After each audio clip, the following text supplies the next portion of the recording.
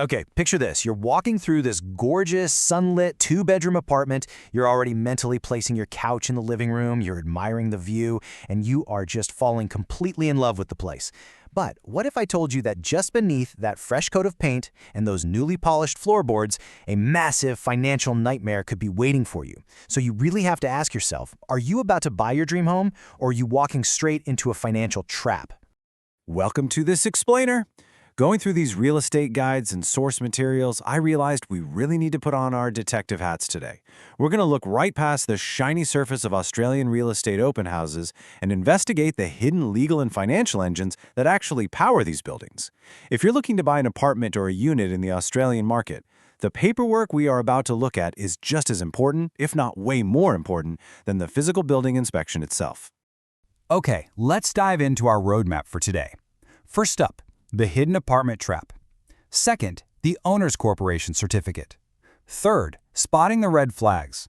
Fourth, avoiding special levies. And finally, number 5, making your final decision. Starting with Section 1, the hidden apartment trap, a shared legal structure. It is just so incredibly easy to get swept up in the emotion of buying property at an open house, right? The agent's talking up all the trendy nearby cafes, the natural light in the bedroom is perfect, and you are just ready to sign on the dotted line. But here is the thing. What you actually buy in a strata title isn't just the walls of your apartment. You're buying into an owner's corporation, or a body corporate. This is the legal entity created upon subdivision to manage the common property. We're talking the roof, the lifts, the driveway, the basement. Think of it like the engine of your building. You might have a beautiful apartment, but if this engine is rusted out and broken, the car isn't going anywhere, and you're in real trouble. To put this into perspective, listen to this quote from licensed conveyancer David Don. When you purchase an apartment, you're not just buying a home, you're also buying into a legal and financial structure. Guys, this is absolutely high stakes.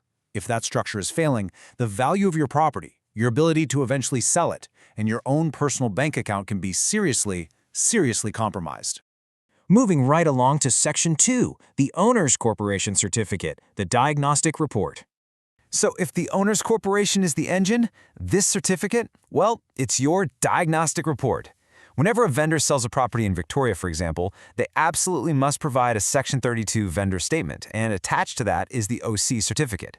You should consider this your ultimate investigative tool. It's essentially the property's rap sheet. It reveals the current fees, the insurance cover, any planned maintenance works, and, this is absolutely crucial, details like potential or existing legal claims. Basically, it tells you if the building is peacefully ticking along or if it's an active war zone. Now, what's genuinely interesting in the source data here is how strictly regulated access to this information actually is.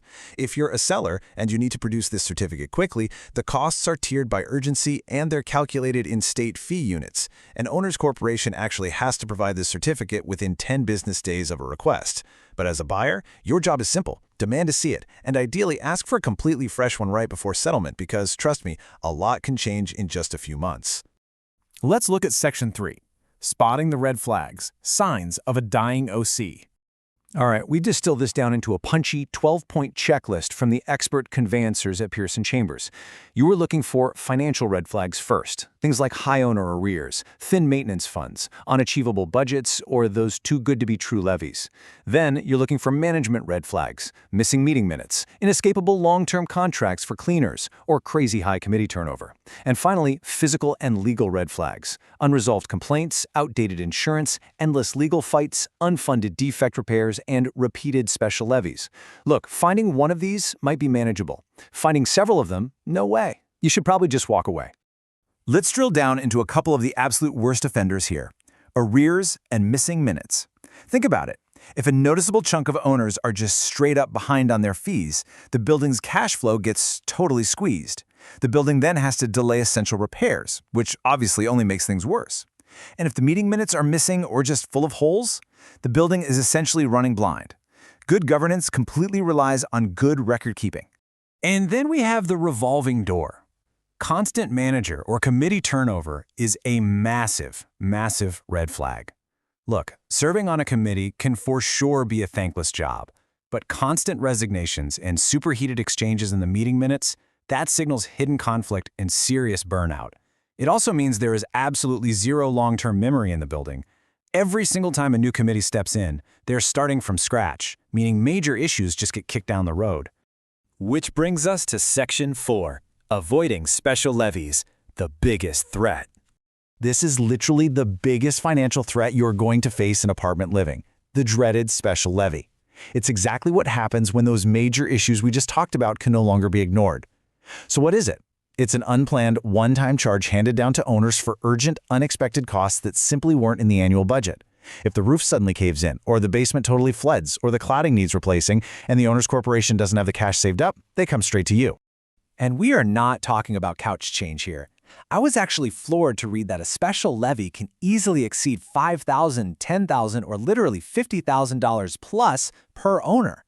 Just imagine checking your mail on a random Tuesday and finding a bill for $50,000 that you are legally obligated to pay, often as a single lump sum.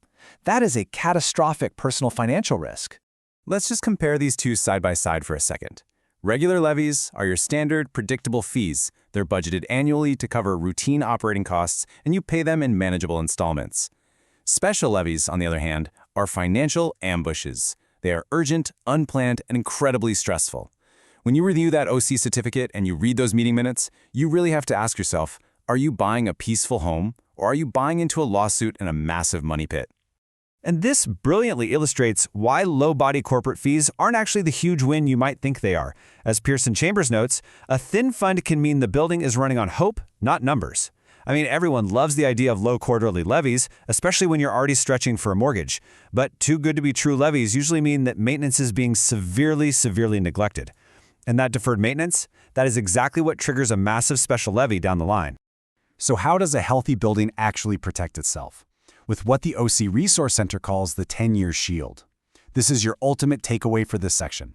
By law in Victoria, Tier 1 and 2 owners corporations, so those with more than 50 lots, must maintain a 10-year maintenance plan and a dedicated fund.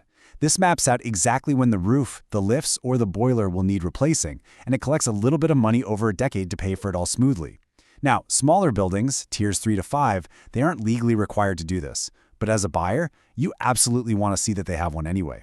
It is your ultimate defense against the sudden financial shock. Okay, final section, Section 5, Making Your Final Decision, Protecting Yourself. You've done all the detective work. Now, here is your concrete action plan to protect yourself before that auction hammer falls. Step 1. Meticulously review that OC certificate in the Section 32. Step 2. Demand and actually read the recent annual general meeting minutes. Look for arguments, unresolved leaks, and missing money. Step 3. Verify that the building's insurance is actually current and has adequate coverage. And Step 4. If you are buying via private treaty, work with your conveyancer to insert a special condition, allowing you to withdraw from the contract if material defects in the owner's corporation are discovered. So, the crucial point is this. What if you find out a building's OC is broken? Can it actually be fixed? Well, the answer is yes, but it is totally a last resort and it requires an immense, really burdensome effort. You have to reconnect hostile owners, vote in a totally new committee, appoint a competent manager, or in really extreme cases, apply to a tribunal like VCAT to literally force action. You have to decide if you honestly have the massive energy required to be the hero that saves a dying building, or if you'd rather just walk away and find a healthy one. Because remember, ignorance is no defense under the law. Which leaves us with one final provocative question as we wrap up this explainer. You wouldn't ever buy a car without checking under the hood, right? So will your next building's paperwork survive the ultimate inspection? Take control, demand the documents, read the minutes, and protect your financial future. Because when it comes to apartment living, the real foundation isn't the concrete, it's the paperwork. Thanks so much for joining me on this explainer, and hey, happy hunting out there.